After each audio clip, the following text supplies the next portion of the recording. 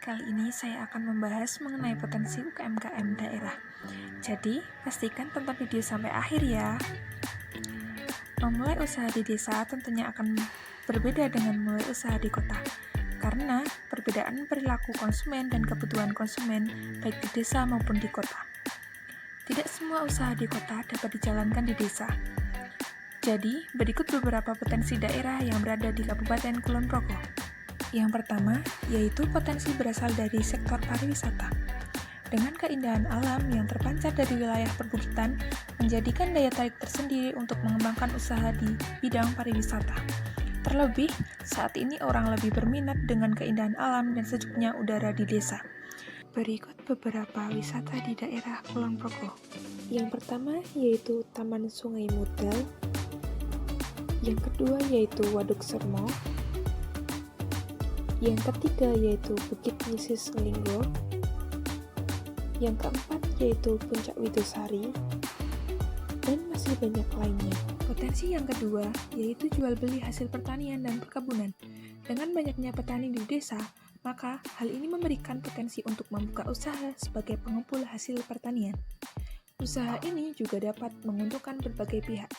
Selain memberikan keuntungan yang lebih bagi petani, usaha ini juga dapat menghindarkan kerugian apabila petani menjual kepada tengkulak. Potensi yang ketiga yaitu bisnis ternak hewan, yang menjadi potensi usaha sangat menguntungkan. Salah satu alasan mengapa bisnis ternak hewan ini berpotensi, yaitu dikarenakan tersedianya makanan ternak yang melimpah, yaitu rumput. Hewan yang dapat diternak seperti sapi dan kambing.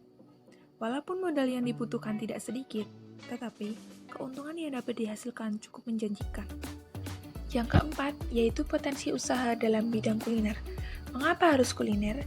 Ya, kuliner dapat dijadikan usaha dengan inovasi tersendiri mengenai penataan dan konsep tempat usaha. Seperti dijadikan tempat kafe atau nongkrong untuk remaja-remaja. Adanya potensi pariwisata yang sudah dibahas di awal tadi, maka menjadikan hal ini menarik untuk dijadikan bisnis dengan menyuguhkan keindahan alam untuk para konsumen. Tempat usaha ini sekaligus dapat mengenalkan makanan daerah seperti geplek dan sengek, juga minuman khas daerah. Selain tempat usaha kafe atau tongkrongan ini, usaha lain yang dapat berpotensi adalah pengolahan makanan khas daerah, seperti wedang sari salak yang menjadi khas Jatimulyo, salah satu daerah di Kulon Progo. Produk makanan yang telah diolah dapat dipasarkan ke berbagai daerah, atau bahkan di Yogyakarta International Airport, yang merupakan bandara internasional yang terletak di Kabupaten Kulon Progo. Potensi yang terakhir adalah potensi pembuatan kerajinan anyaman dengan berbagai bentuk dan ukuran. Kerajinan ini akan sangat menguntungkan apabila dapat didistribusikan hingga keluar kota. Produk ini juga dapat didistribusikan di berbagai tempat wisata yang akan menjadi daya tarik tersendiri untuk minat wisatawan untuk membeli produk. Nah, itu dia berbagai potensi daerah di Kabupaten Kulon Progo. Gimana, menarik kan? Banyak juga ya potensi daerahnya. Jadi, jangan lupa terus mengembangkan potensi yang ada di daerah kalian ya.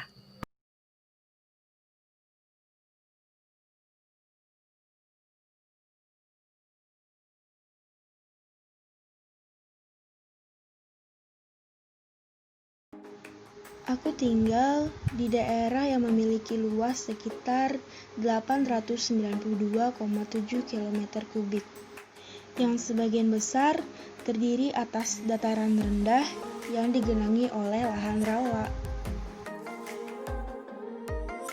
Kurang lebih sekitar 570 km kubik merupakan lahan rawa dan sebagian besar belum termanfaatkan secara optimal.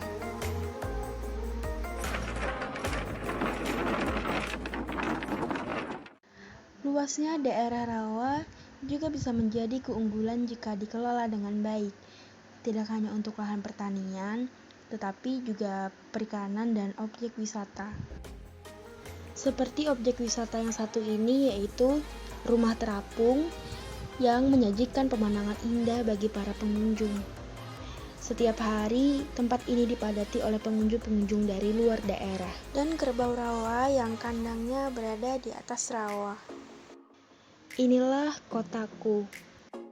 Amuntai Kota Bertakwa atau Kota Amuntai yang merupakan ibu kota Kabupaten Hulu Sungai Utara, salah satu kabupaten yang terletak di Provinsi Kalimantan Selatan, dengan maskot itik alabio.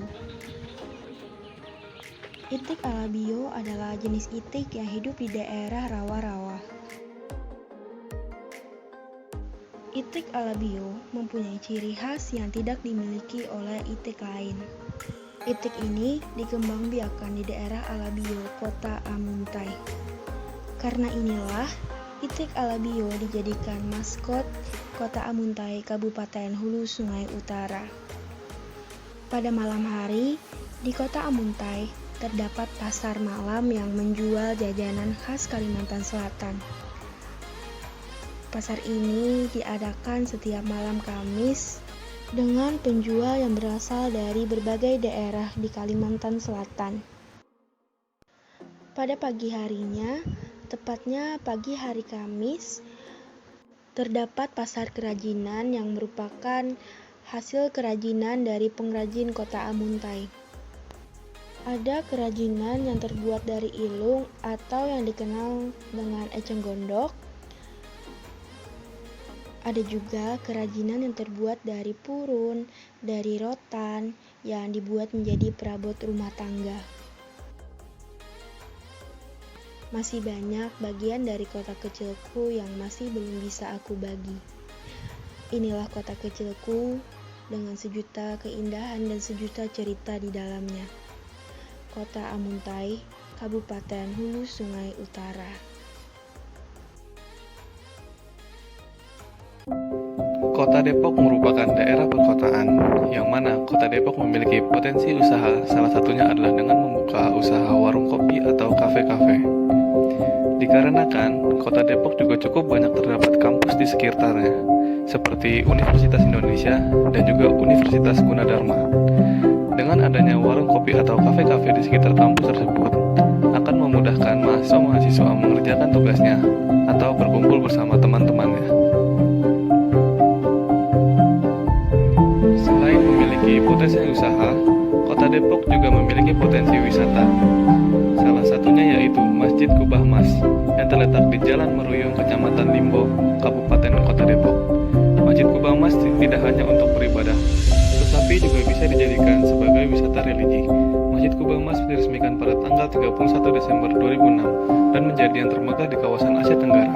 Masjid Kubah Mas ini memiliki kubah yang berlapiskan emas murni serta materialnya didatangkan langsung dari Italia. Inilah potensi dari 3 daerah berbeda, Kulon Progo, Amuntai, dan Depok. Sekian video dari kami, terima kasih.